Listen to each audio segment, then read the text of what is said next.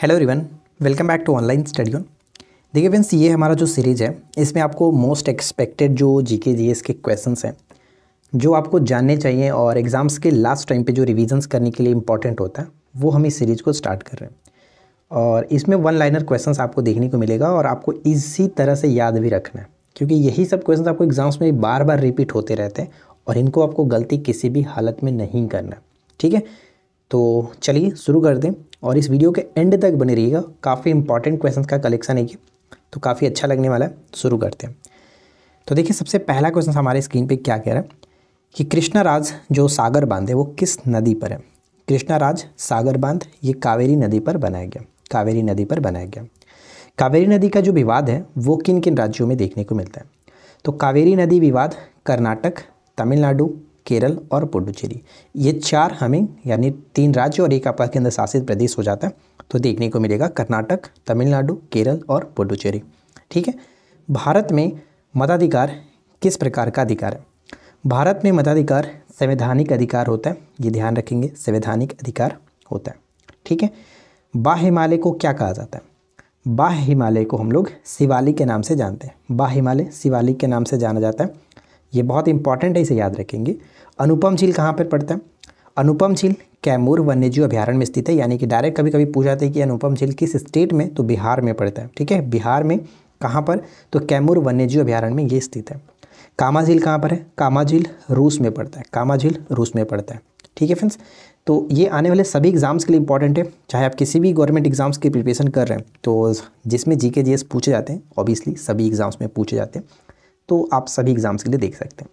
इसके बाद हमारा नेक्स्ट क्वेश्चन है कि 24वां संशोधन संबंधित है किससे। 24वां संविधान संशोधन संबंधित है मौलिक अधिकार से। ठीक है, मौलिक अधिकार से संबंधित है, ये याद रखना है। राष्ट्रीय मत्स्य विकास समिति कहाँ पर है। राष्ट्रीय मत्स्य विकास समिति हैदराबाद में पड़ता है। ठीक है, ग्रामीण विकास संस्था भी हैदराबाद में स्थित है, बहुत बार पूछा गया। पंचायतों की मुख्य विशेषता अधिनियम कब संबंधित है। पंचायतों की मुख्य विशेषता जो अधिनियम है वो संबंधित है 1996 से, 1996 से। भारत का आर्थिक इतिहास जो पुस्तक है किसने लिखा है। भारत का आर्थिक इतिहास पुस्तक को लिखा गया आरसी दत्त के द्वारा, आरसी दत्त। नल्ला मल्ला जो है, नल मल्ला कह सकते हैं, नल्ला मल्ला या फिर नल मल्ला पहाड़ियाँ हैं वो कहाँ स्थित है। आंध्र प्रदेश में देखने को मिलता है। नल मल्ला पहाड़ियाँ आंध्र प्रदेश में स्थित है।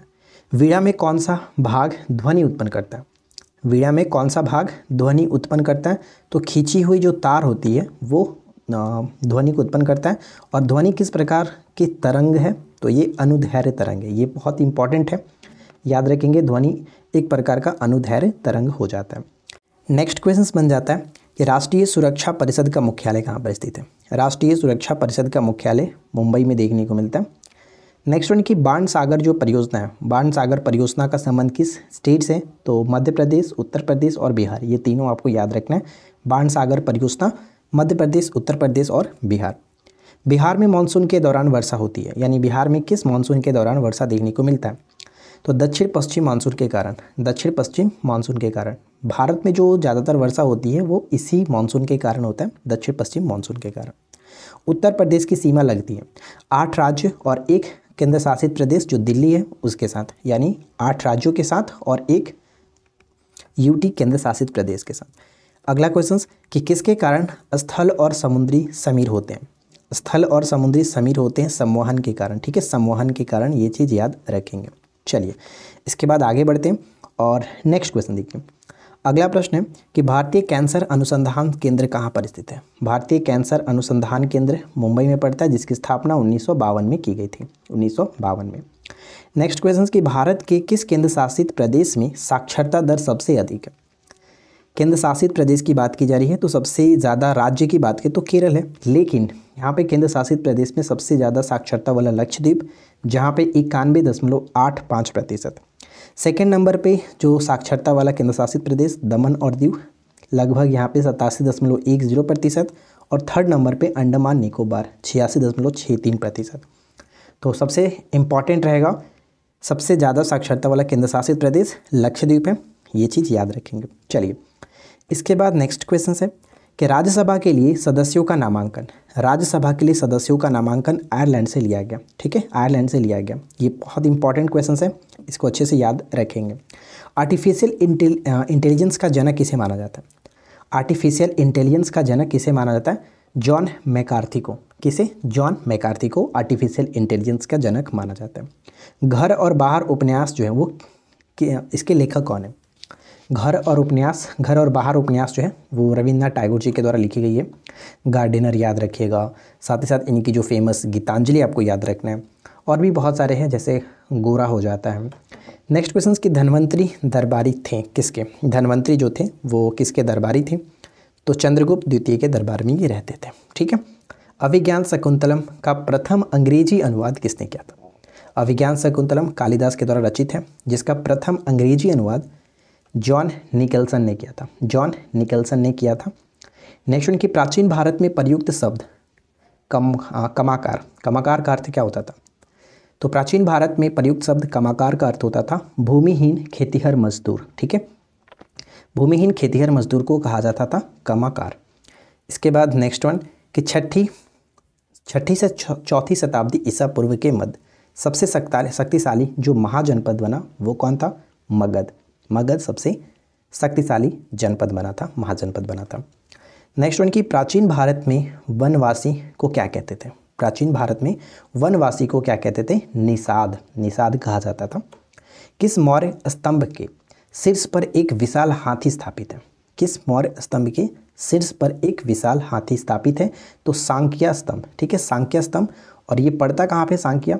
तो उत्तर प्रदेश के फर्रुखाबाद में। ठीक है, उत्तर प्रदेश के फर्रुखाबाद में, ये आपको याद रखना है। और ये क्वेश्चन पूछा भी गया था एसआई मेंस में, ध्यान रखिएगा। नेक्स्ट वन की प्रथम 3 तीर्थकर का क्रम क्या है? प्रथम 3 तीर्थकरों का क्रम क्या है? तो पहले ऋषभनाथ, दूसरे अजीतनाथ और तीसरे संभवनाथ। तो ये तीनों नाम आपको याद रखना है। ठीक है। इसके बाद नेक्स्ट क्वेश्चन कि महाराजाधिराज की उपाधि अपनाने वाला पहला गुप्त शासक कौन थे? महाराजाधिराज की उपाधि अपनाने वाला पहला गुप्त शासक कौन थे? तो चंद्रगुप्त प्रथम। चंद्रगुप्त प्रथम, ये याद रखेंगे। नेक्स्ट वन की जैन धर्म में शिक्षा का अंतिम लक्ष्य क्या है? जैन धर्म में शिक्षा का अंतिम लक्ष्य मुक्ति। ठीक है, मुक्ति। और जैन धर्म में पूर्ण ज्ञान को किस नाम से जाना जाता है? कैवल्य के नाम से। ठीक है, कैवल्य। काराकोरम, जास्कर, शिवालिक तथा लद्दाख पर्वत का उत्तर से दक्षिण तक जो श्रृंखला है इसका सही क्रम क्या होगा? ध्यान रखिएगा, काराकोरम, जास्कर, शिवालिक और लद्दाख पर्वत का उत्तर से दक्षिण तक का जो श्रृंखला का क्रम है, सही क्रम क्या होगा? तो यहाँ पे मैंने एक छोटा सा ट्रिक बनाया, कार ले जा शिव। कार ले जा शिव कैसे याद रखिएगा? देखिए, यहाँ पे उत्तर से दक्षिण तक हमें सजाना है, ऊपर से नीचे तक हमें आना है। ठीक है, तो ऊपर में सबसे उत्तर में पड़ेगा काराकोरम, उसके नीचे लद्दाख, फिर जास्कर और लास्ट में आपका शिवालिक आता है। और इसको बाह्य हिमालय के नाम से भी जानते हैं। तो कार ले जा शिव याद रखिएगा, कार ले जा शिव। ठीक है, चलिए, वीडियो अगर आपको पसंद आ रही है तो प्लीज़ वीडियो को छोटा सा लाइक ज़रूर कर दीजिएगा। चैनल पे पहली बार है तो सब्सक्राइब करके नोटिफिकेशन बेल आइकन को ऑल पे सेट करिए, इसी तरह की रोजाना एक न्यू वीडियोज़ के लिए। नेक्स्ट क्वेश्चन की भारत में मैग्नीज का सबसे बड़ा उत्पादक जो राज्य है वो कौन सा है? मैग्नीज का सबसे बड़ा उत्पादक राज्य है उड़ीसा। उड़ीसा। ठीक है। नेक्स्ट वन कि हमें अपने राजनीतिक लोकतंत्र को एक सामाजिक लोकतंत्र भी बनाना चाहिए, ये कथन किसका था? हमें अपने राजनीतिक लोकतंत्र को एक सामाजिक लोकतंत्र भी बनाना चाहिए, ये कथन था बी.आर. अम्बेडकर का। बी.आर. अम्बेडकर, भीमराव अम्बेडकर का। सिंधु घाटी सभ्यता की अत्यधिक उन्नत प्रबंधन प्रणाली है। उन्नत जल प्रबंधन प्रणाली के अवशेष कहाँ पाए गए हैं? तो उन्नत जल प्रबंधन प्रणाली जो था वो धौलावीरा, और आपको पता है कि धौलावीरा कहाँ पर पड़ता है? गुजरात में। ठीक है। भारत के लौह अयस्क भंडार किस चट्टान प्रणाली से जुड़े हुए हैं? भारत के लौह अयस्क भंडार जो है वो किस चट्टान प्रणाली से जुड़े हुए हैं? तो धारवाड़ चट्टान। ठीक है, धारवाड़ चट्टान प्रणाली से जुड़े हुए हैं। इसके बाद नेक्स्ट क्वेश्चन कि राष्ट्रीय डेयरी अनुसंधान संस्थान, राष्ट्रीय डेयरी अनुसंधान संस्थान कहाँ पर है? करनाल, हरियाणा के करनाल में। उत्तरी गोलार्ध में बसंत विषु कब होता है? तो आपको मैं बता चुका हूँ कि पूरे वर्ष में 2 बार विषु होता है, एक 21 मार्च को और दूसरा 23 सितंबर को। तो उत्तरी गोलार्ध में 21 मार्च को, दक्षिणी गोलार्ध में 23 सितंबर को। ठीक है। इसके बाद नेक्स्ट क्वेश्चन की उपसौर की घटना कब घटती है, जिसको हम लोग पेरिहीलियन के नाम से जानते हैं। और उपसौर वो घटना है जिसमें पृथ्वी और सूर्य के बीच की न्यूनतम दूरी होती है। ठीक है, तो उपसौर की घटना 3 जनवरी को घटता है, जबकि अपसौर, जिसको हम लोग अपहेलियन के नाम से जानते हैं, अपसौर, ये 4 जुलाई को होता है, जिसमें सूर्य और पृथ्वी के बीच की दूरी सर्वाधिक होती है, अधिकतम होती है। नेक्स्ट क्वेश्चन की ग्रेट बैरियर रीफ कहाँ पर स्थित है? तो ग्रेट बैरियर रीफ पड़ता है ऑस्ट्रेलिया के उत्तर पूर्वी भाग में, ऑस्ट्रेलिया के उत्तर पूर्वी भाग में। नियंत्रक एवं महालेखा परीक्षक के कर्तव्यों का वर्णन किस अनुच्छेद में देखने को मिलता है? तो अनुच्छेद 149 में कर्तव्यों का वर्णन 149, ये इंपॉर्टेंट रहेगा। भारत का सबसे दक्षिणी सीमा कौन सी है? भारत के सबसे दक्षिणी जो सीमा है, पर्वत है, वो आपका कार्डमम होता है। ठीक है, कार्डमम, ये आपको याद रखना है। वैसे आपको पता है कि भारत की जो मुख्य भूमि अगर हम बात करें तो मुख्य भूमि कन्याकुमारी, लेकिन वैसे अगर हम सबसे दक्षिणतम बिंदु बात करें तो इंदिरा पॉइंट होता है, लेकिन ये पर्वत है कार्डमम की पहाड़ी। ठीक है, वाकर कप किस खेल से संबंधित है? वाकर कप गोल्फ से संबंधित है। स्टम्पर का संबंध किससे? स्टम्पर जो कि आपका फुटबॉल से है, स्टम्पर। नेक्स्ट वन, नान मंडोल जो तूफान है ने दस्तक दिया है कहाँ पर? तो नान मंडल जो तूफान है वो जापान के अंतर्गत देखने को मिला था। अंतर्राष्ट्रीय शांति दिवस प्रत्येक वर्ष 21 सितंबर को मनाया जाता है। मुस्कुराते चंद लम्हे और कुछ खामोशियाँ के लेखक कौन है? मुस्कुराते चंद लम्हे और कुछ खामोशियाँ के लेखक हैं मनोज बाजपेयी। ठीक है, मनोज बाजपेयी। इसके बाद अगला क्वेश्चन क्या दिया गया कि यूनानियों को बाहर से बाहर निकालने का श्रेय, यूनानियों को भारत से बाहर निकालने का श्रेय किसे जाता है? तो चंद्रगुप्त मौर्य को जाता है, चंद्रगुप्त मौर्य को।